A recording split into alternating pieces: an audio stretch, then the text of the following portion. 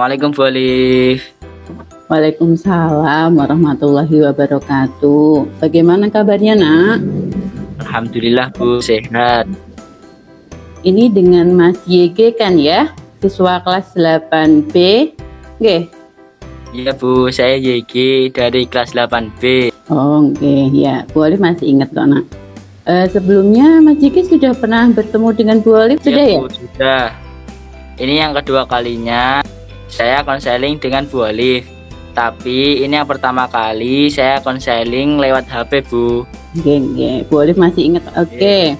Kalau dulu biasanya kita konselingnya langsung ya, Nak ya. Karena kondisinya masih pandemi seperti ini, jadi kita melaksanakan konselingnya secara daring. Tapi tidak apa-apa. Menurut Mas YG, bagaimana kesan Mas YG terhadap konseling dengan cara virtual seperti ini, Nak? Sama saja Bu, tetap hanya ada saya dan Bu Alif saja. Tapi sejujurnya saya lebih senang bertemu langsung. Kayak beda rasanya. Ya jelas beda ya, Nak ya. Tapi Bu Alif berpesan kamu nggak perlu takut ya, Nak. Karena konseling baik secara langsung maupun secara virtual itu insya Allah itu sama. Ya Bu, tapi kenapa, Nak? Ada apa, Nak? Kamu nggak usah takut, nggak usah ragu datang ke Bu Alif. Misalnya ada masalah atau mungkin ada sesuatu hal yang ingin ditanyakan untuk berkonsultasi dengan Ibu, silahkan, nggak apa-apa, bebas, karena Ibu di sini sebagai guru BK atau konselor di sekolah. Tugas Ibu adalah memberikan layanan untuk siswa, semua siswa, tidak ada yang dibeda-bedakan, semuanya sama dalam menghadapi masalah-masalah mereka atau mungkin mereka kesulitan dalam mengambil keputusan, seperti itu, nggih, Nak, nggih? oh begitu ya Bu. Nah, menurut Mas YG sendiri itu apa peranan konselor dan konseli dalam proses konseling itu sendiri, Nak? Menurut saya, konselor itu menyelesaikan masalah yang dihadapi oleh siswa. Oke, jadi menurut Mas YG itu sendiri, konselor itu tugasnya menyelesaikan masalahnya konseli gitu. Seperti misalnya hari ini berarti Bu Alif yang menyelesaikan masalahnya Mas YG gitu, oke? Ya Bu. Sebenarnya yang Mas YG katakan itu kurang tepat, Nak. Nah, di sini Bu Alif luruskan lagi, nggih. Di sini Bu Alif itu fasilitator saja dalam proses konseling itu sendiri yang membantu Mas YG menemukan jalan keluar dari permasalahan yang Mas YG hadapi. Jadi nanti solusinya dari Mas YG sendiri, bukan dari Bu Alif, gitu, nggih. Oh, begitu ya Bu. Ya Bu. Saya akan berusaha aktif dalam proses ini, tapi saya tidak mau jangan sampai teman-teman saya tahu ya Bu.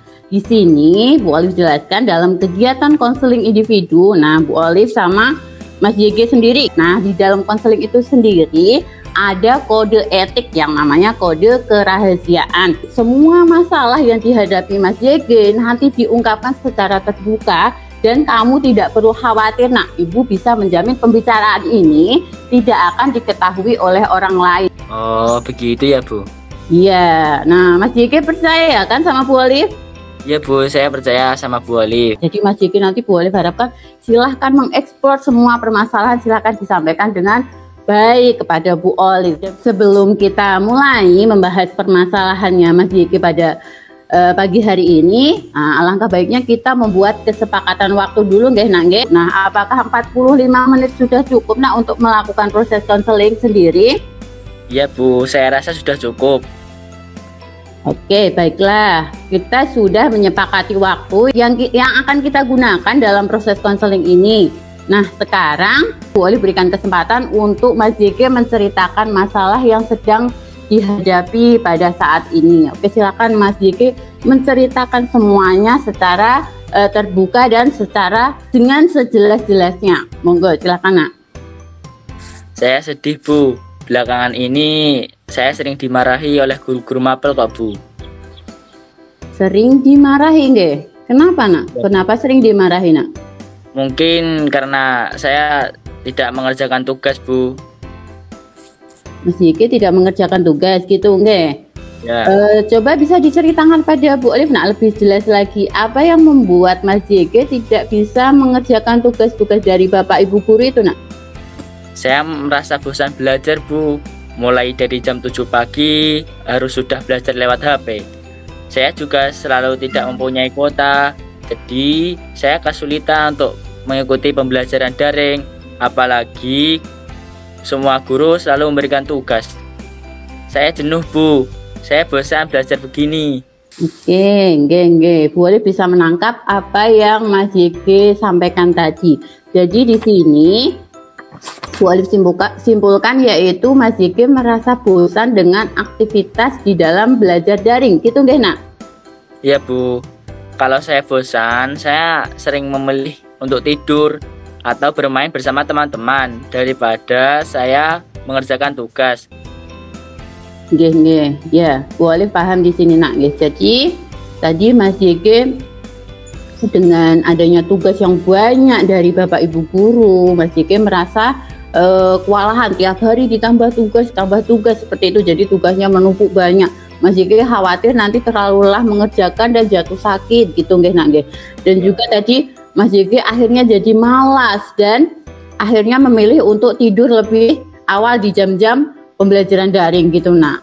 Iya, seperti itu tadi nggih yang disampaikan. Iya, Bu. Oke. Coba saat Mas YG tadi tidur lebih awal saat pembelajaran daring, nah kenapa Mas YG tidak menggantinya dengan bangun tengah malam misalnya, atau bangun lebih awal di waktu subuh untuk mengerjakan tugas-tugasnya seperti itu? Tidak, Bu.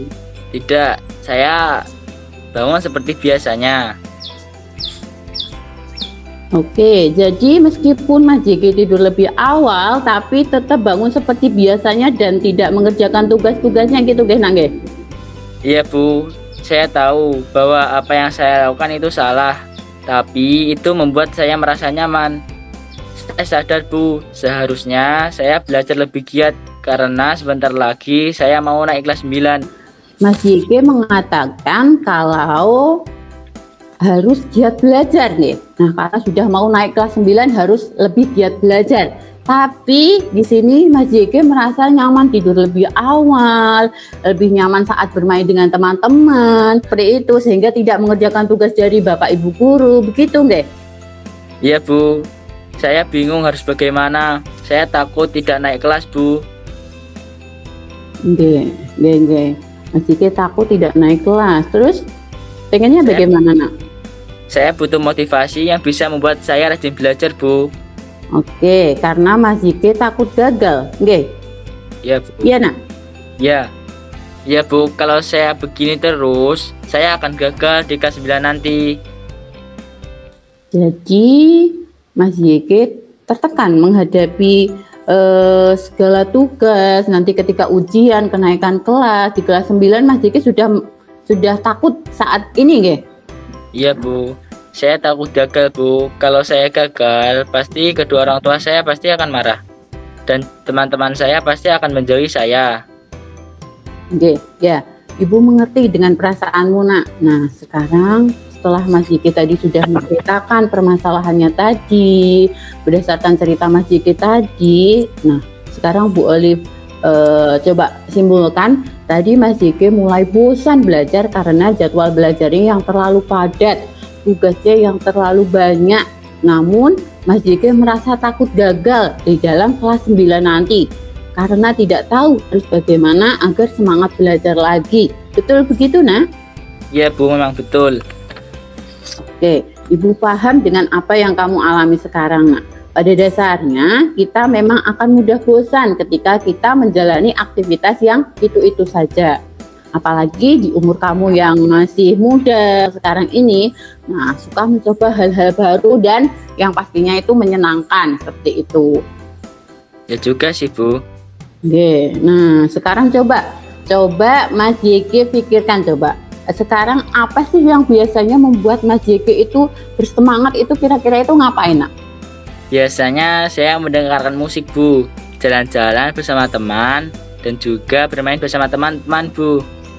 Nah, Mas YG sudah tahu hal yang membuat Mas YG bersemangat. Tadi sudah disampaikan, yaitu ada mendengarkan musik, ada jalan-jalan, dan juga bermain bersama teman-teman. Nah, jadi sekarang apa rencana Mas YG untuk menghilangkan kebosananmu dalam belajar, Nak?